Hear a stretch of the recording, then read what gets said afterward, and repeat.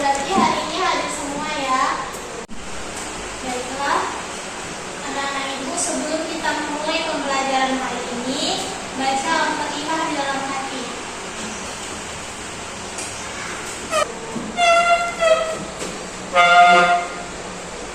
Baiklah, hari ini ibu akan memberikan materi tentang adab menjenguk orang sakit.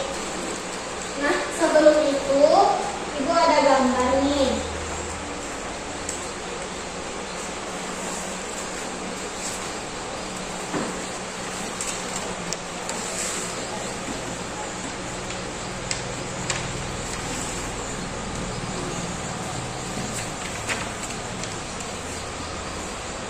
Nah, ada yang tahu maksud dari gambar ini? Nah, kalau ini coba dijelaskan, Syifa. Gambar apa ini? Ya, ini gambar orang yang sakit dan sedang diobati oleh dokter. Kemudian ada juga keluarganya yang sedang menjenguk ibu ini. Nah, di sini juga ada gambar dari orang-orang yang sakit. Ada yang didoakan, ada juga yang diberi semangat. Nah, kemudian materi kita hari ini kan ada menjenguk orang sakit. Yang pertama itu ada apa? Coba dibaca. Niat yang baik. Iya, niat yang baik. Jadi ketika kita menjenguk teman kita misalnya yang sedang sakit, kita itu harus memiliki niat yang baik. Kita harus niatkan itu karena Allah Subhanahu wa Ta'ala. Jadi jangan ada sifat yang buruk ketika kita menjenguk teman kita yang sakit. Tanamkan sifat-sifat yang baik dan terpuji dalam diri kita sendiri. Yang kedua, coba di sampingnya. Memberi salam. Iya. Jadi kan ketika kita nih mau menjenguk teman kita yang sakit, baik di rumah ataupun di rumah sakit, sebelum kita masuk rumahnya itu kita ucapkan salam. Kita jabat teman kita tangannya. Jabat dengan lembut, kita ucapkan salam. Nah, karena salam ini merupakan juga doa. Nah, yang ketiga itu ada menjenguk di waktu yang tepat. Apa maksud menjenguk di waktu yang tepat? Ada yang tahu? Ada yang tahu atau tidak? Tidak ya?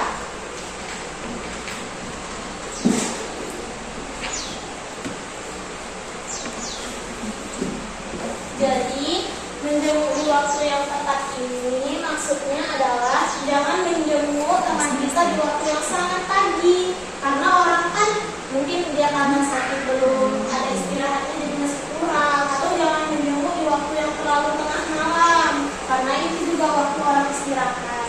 Jadi kita menjenguk itu di waktu yang tepat. Jadi kita tanyakan dulu terlebih dahulu kepada keluarga yang sakit. Misalnya kita kabari dulu kan keluarganya. Bu, kapan kita bisa jenguk teman kami yang sakit? Seperti itu kan. Nanti, oh iya, hari Selasa aja. Habis libur ya nak. Nah, nanti kita berangkat bareng-bareng gitu kan. Kita pergi habis libur sesuai arahan dari keluarga. Jadi itu tidak merasa mengganggu seperti itu. Nah, coba yang keempat dibaca. Yang dibaca yang keempat. Menanyakan keadaan yang sakit. Jadi ketika teman kita tadi sakit, kan kita tahu keadaan dia tadi sakit. Jadi kita tanyai apakah udah ada rasa lebih sehat seperti itu, atau malah sakitnya itu masih terasa sekali seperti itu. Jadi kita tanyakan, tapi jangan terlalu banyak pertanyaan karena mungkin itu bisa mengganggu orang yang sedang sakit tadi. Dia merasa bahwa banyak kali pertanyaan, padahal dia itu masih lemas, masih capek dia untuk menjawab segala pertanyaan dari pengunjung tadi. Nah, coba yang kelima, Syifa dibaca? Menjawab apa ya? Iya. Jadi ketika kita menjenguk orang yang sakit, itu kita juga harus mendoakannya, mendoakan agar ia segera sembuh, diangkat penyakitnya, segera sehat kembali dan bisa beraktivitas seperti biasanya. Tentunya kalau teman-teman kita sakit, kita sedih nggak? Kita doakan nggak dia kalau lagi sakit? Kita jenguk atau enggak? Iya, karena kalau kita menjenguk orang yang sakit itu pahalanya besar. Nah, yang adalah menjenguk dilakukan 3 hari setelah ia sakit. Kenapa ya Bu? Kok harus nunggu 3 hari dulu kayak gitu kan? Karena kalau misalnya dia baru sakit nih, misalnya jatuh kecelakaan atau dia sakitnya baru bawa di rumah sakit atau karena sakit yang parah atau sakit yang biasa. Nah, kalau misalnya masih hari-hari pertama itu kan biasanya masih keluarganya yang mengunjungi, pun dia masih terlalu letih, masih terlalu lemas seperti itu. Tapi kalau sudah 2 hari atau 3 hari gitu kan, mungkin sudah ada rasa lebih baik gitu pada orang yang sakit tadi. Jadi kita sudah boleh menjenguknya seperti itu. Tapi kembali lagi ditanyakan lagi kepada keluarganya, sudah boleh atau belum kita menjenguk. Yang ketujuh, tidak menjenguk terlalu lama. Jadi kalau teman kita sedang sakit, kita nih kan akan menjenguk dia gitu kan ke rumahnya atau ke rumah sakit.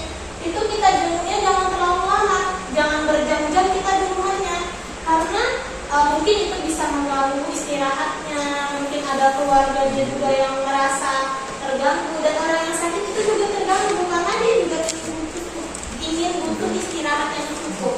Karena kan kalau kita sehat pun kita sebenarnya butuh istirahat, tapi orang yang sakit itu jauh lebih butuh istirahat daripada orang yang sehat tadi seperti itu. Nah, kemudian yang ke-8, memberikan semangat. Karena kalau misalnya lah ada orang yang sakit, tentunya dia kan rasanya lemah, letih, lesu, tidak ada semangat dalam diri dia. Jadi kita sebagai temannya, kita kan datang ke rumahnya, kita kasih dia semangat. Semangat ya, semoga cepat sembuh. Kita tunjukkan rasa kepedulian kita terhadap dirinya. Jadi kalau misalnya ia semangat, tentunya dia pun rajin minum obat, rajin makan buah, mungkin kita bisa bawakan dia buah juga kan. Jadi dia semangat, dia merasa bahwa diri dia itu diperhatikan oleh teman-temannya. Banyak teman-temannya yang sayang padanya. Buktinya dia sakit aja sudah dijenguk. Ada nggak kalau teman kalian yang sakit nggak dijenguk? Pernah nggak? Nah, karena kita sebagai manusia itu kita kan saling membutuhkan support, membutuhkan semangat tentunya.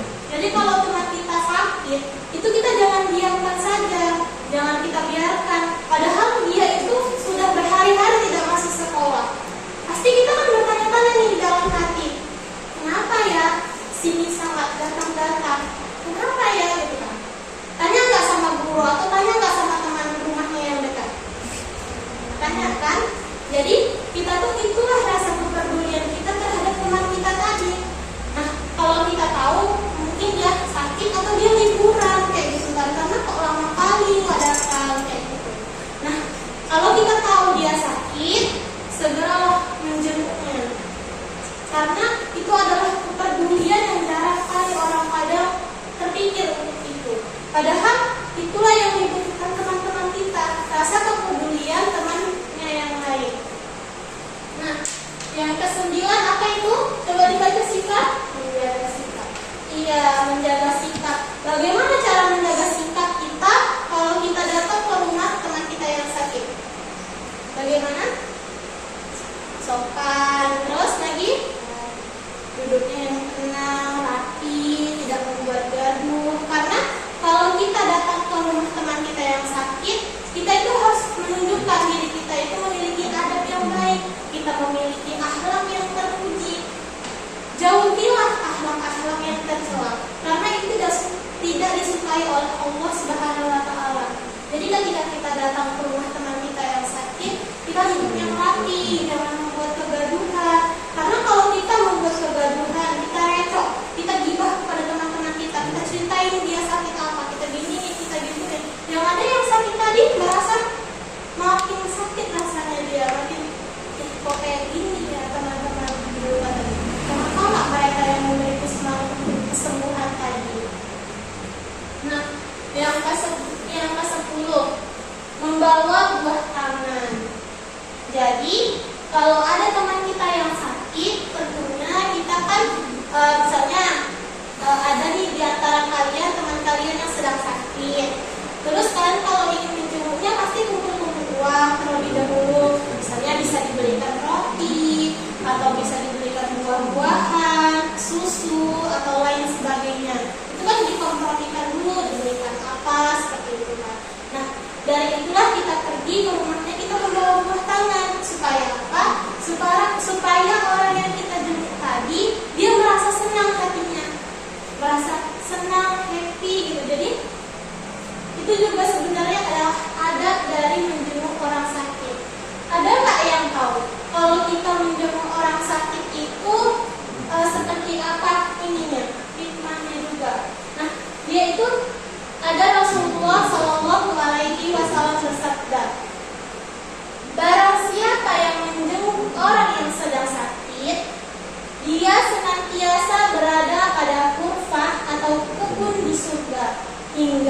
dia kembali ke rumahnya.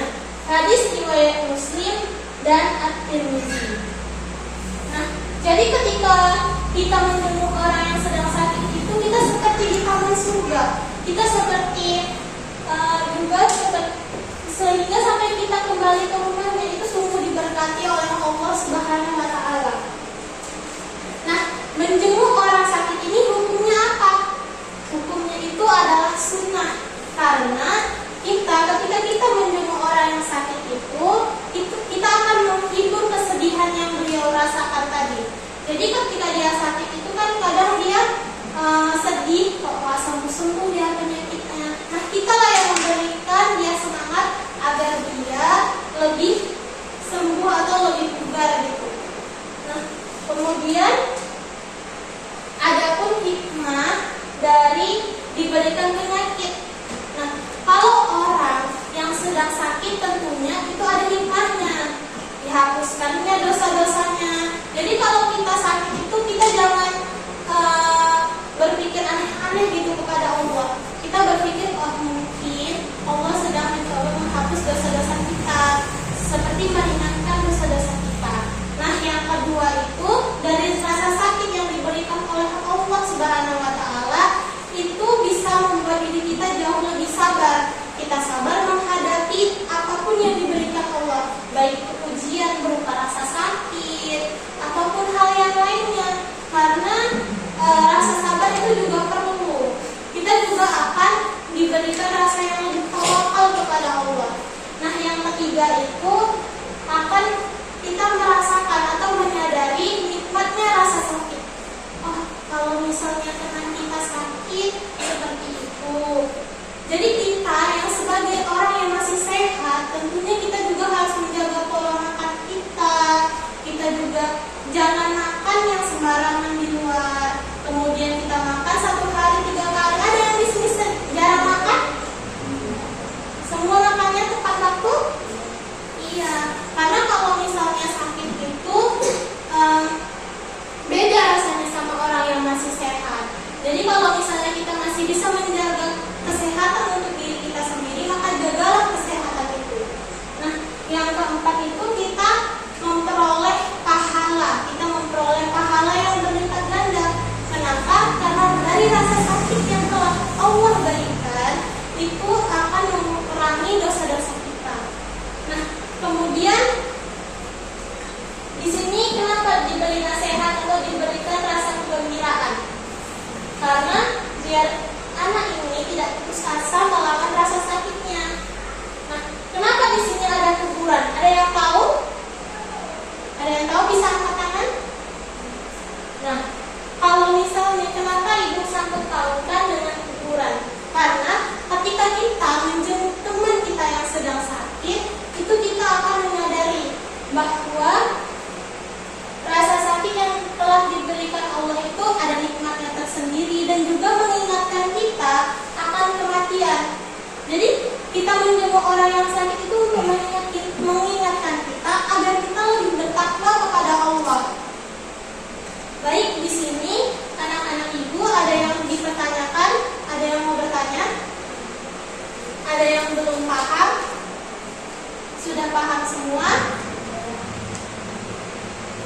Baiklah, mungkin hanya itu saja yang bisa ibu sampaikan. Wassalamualaikum